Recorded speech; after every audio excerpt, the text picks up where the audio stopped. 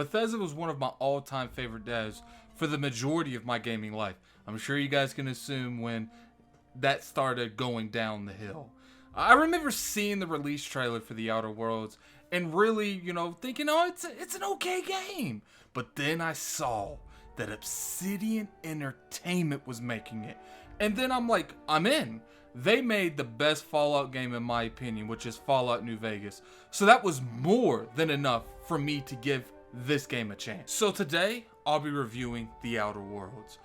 Right now, it's on the PS4, the Xbox One. It's also on the Epic Game Store. I know how you love you feel about that, but if you want that on PC, it's right there for you. I'll be reviewing this on the Xbox One S. Took me roughly about 25 hours to do a playthrough. Keep in mind, before we start this video, definitely hit the like button if you guys don't mind. Subscribe. I like my content to as many people as possible. You can also share it. And without any further ado, let's go ahead. This is my review on The Outer Worlds for the Xbox One S. So the first thing we're going to talk about is graphics. This game does not look horrible to the point where you can't play it. However, if a sequel is made, I really do expect that Obsidian really take the time and make this game flourish, make it look really nice. It's like I said, you could still play this game. It's not that bad.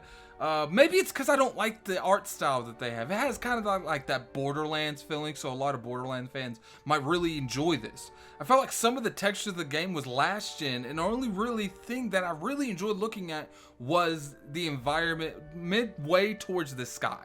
If you look down on the ground and stuff, sometimes it looked really, really fishy. Sometimes the vines look like they were just drawn on there. I'm not saying that the game is where you cannot play it, but I'm just giving you criticism. And people, for some reason, feel like that's a bad thing. Constructive criticism is always nice. One of the things I did enjoy about the game is the amount of different environments, different scenarios that's in this game. You can go from a huge city to an android to a planet that is populated by huge and horrible monsters. The game, to my surprise, actually ran very well. I never really ran into any type of issues that involved me restarting the game or anything of that sort. For the most part, everything was flawless. Besides, for some reason, all the enemies ran like really fast at times, and sometimes they ran normal, but I feel like that could mainly be an AI thing, to where the AIs are designed to go that way. It's kind of like the psychos from Borderlands, how sometimes they run dash straight at you. I don't know. If I find some in my gameplay, I will definitely put it on the screen to show you. You guys can be the judge. Let's talk a little bit about the story. The Outer Worlds story is actually one of the best aspects of the game. Every location is wildly different than the last. And every location, they have their own battles going on with the natives of that planet. The characters of the entire game are well done, and the dialogue in this game is a gem by itself. With high skills, you can actually talk and scare people to doing just about anything that you want to do. One of the things that I did not like about this game at all is the fact that almost all the armor in this game look almost identical. Sure, some of them have some cases where stuff looks slightly different, but that's far in between. And to my opinion, when you are jumping from a planet to a planet, shit should look different. Armor should look different. Weapons should look different. Buildings should look different.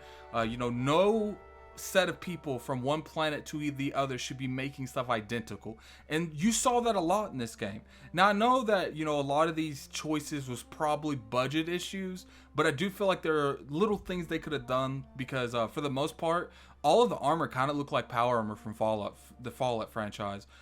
Slightly adjusted a little bit, because obviously they don't want to look identical to the power armor that's in Fallout. But for the most part, you have the bulky chest and the helmet that goes in the bulky chest. Make different looking armor. You could have had maybe 4 or 5 different looking sets of armor that go through all the planets and then just rotate between them. So I didn't really enjoy that aspect, and it did hurt the game to me a little bit. Even though a lot of the guns and most of the armor looked identical, what I did really like is the fact that they did bring that Borderlands feeling in terms of how the equipment and how the weapons are sold. I like the fact that they use other companies to try to win you over, to pick certain companies over other companies. I did not like the fact that they did this the way Borderlands does it. I like the fact that Borderlands likes to, put personalities on weapons, put personalities on companies, and, it sinks into the weapons. And, certain people, they'll only play with those guns, or they only shoot with those guns. And they kind of took that approach on Outer Worlds, but I don't like that they put the vending machines. I can't I don't know, maybe it's just me, but I feel like if you just put a vending machine on every planet, it takes that customization to going and talking to the people. You know, maybe you put a side quest, certain, you know, exclusive content that you can only get from that particular vendor. But, you know, they don't do that on here. It's like every, you know, every other place on the map has a vending machine, and, you know, it belongs to that representative of that certain company that's selling that equipment. And I understand, you know, for the most part, there's a lot of companies that do this now.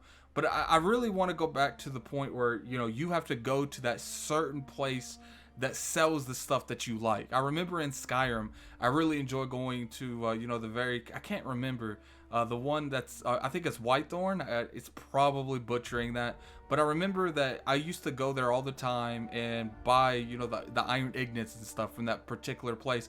You know, maybe I'm just old-fashioned when it comes to that. I don't like the vending machines that I just go there and put the quarter in and get the armor, get the weapons. I want to go to actual person, talk to them, you know, maybe do some quests for them, get some exclusive gear from them. But that's just me.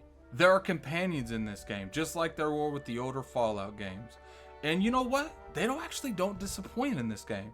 They're all done very well with their own personalities and their own specials. They also have their own perks just like you do. So when you level up your stuff, you can, you know, scroll over to them and level up them as well. They let you change everything about them in the start screen. So I know, you know, the older Fallout games, you'd actually have to talk to them on certain occasions to, you know, give them stuff. You don't have to do any of that. You can do all that from the start screen. They even let you pick how you want them to interact and how you want them to fight. So, you know, a lot of improvements when it comes to companions. The companion quests were good. There's not really much stuff I can pick at when it comes to the companion. The side quest to a game like this, I feel are a make it or break it kind of moment. To many games, I feel like with the side quests, a lot of companies like to fluff the game out to try to bring out more hours to play the game, so people can say stuff like, I put 200 hours in this game, or I put 200 hours in that game, and they're not trying to, you know, with the Outer Worlds, they're not trying to get you to quit your job. The side quests are really fun. You won't really get bored or annoyed too much.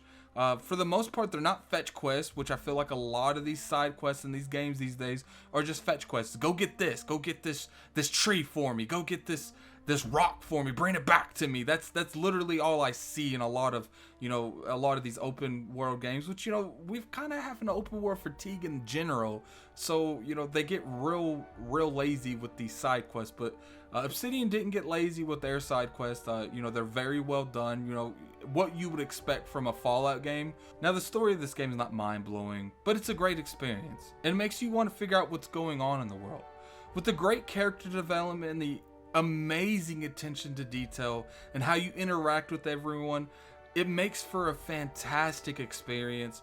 I really enjoyed the story of this game. I enjoyed the side quest. I enjoyed figuring out what was going on. Could the story improve? Of course. I'm pretty sure that almost every game can improve in any way. Keep in mind, this is a new IP. I want to see how they branch out with the Foundation, if they make a sequel, and then we'll go from there. But for right now, it is definitely passable. The story's fun, it's interactive, and it definitely is a good aspect of the Outer World. So let's go ahead and talk about the gameplay, which is always my favorite point of doing every review. I feel like it's always the one that people should look at the most. And Obsidian Entertainment did a fantastic job with the gameplay on here. Obviously, it's not no Bungie version of gameplay.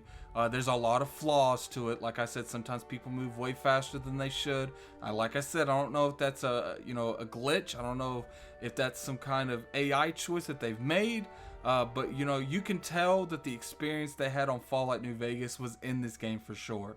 They even found their own version of VATS in this game. It's an ability that's actually caused from where you were frozen for many years that lets you slow time down. Keep in mind, when you use this ability, what you shoot actually really matters. For example, if you shoot someone in the head when you're in this ability, it will temporarily blind them. As if shooting them in the legs will actually make them drop to their knees, letting you get some shots in before they stand back up. With perks you can use that really fill out this ability, you can actually do a lot of really crazy stuff. In this game, there's a leveling system, which I'm pretty sure most of you already knew that it's an RPG, duh. When you start the game, you can pick from what you really want to focus on this playthrough, and they let you pick a perk to start the game out with. In the Outer Worlds, the leveling is not like what you would normally see in these types of games. You actually have a group of skills that you would level up to 50, and then from there you go with those individual skills in that group, and you level that from 50 to 100. Every 2 levels you unlock a perk. Now what happens with a perk is it's a bunch of different random stuff that you can do to make your character better. What I would recommend doing is whatever you decided that you wanted that build to do, what that character to do at the beginning of the game, try to stick to stuff that would really make that build better. Now how it goes is there's 3 sets of perks. 2 of them are locked at the beginning. After you unlock a certain amount of perks in the first one, the second will open. And after you unlock a certain amount of perks in the first and second one, the third one will open. So pretty soon you can have all 3 open, and there's a lot of unique perks in here. Now I will say Fallout had better perks, and that's just how it is. But these perks are good, and I hope that they really build on these in a sequel. Now there are ways to get more perks than you would just from leveling up. Some mechanics that you can do after a certain amount of things happen, stuff will happen, and will ask you, do you want to get a perk in exchange for like a negative buff? Don't do that. I did it one time, and sometimes they can be manageable where you just, oh, I don't care about that. Sometimes they'll make you be scared of other animals more, but for the most part, you know, these can be pretty devastating to your character, so I generally just deny them.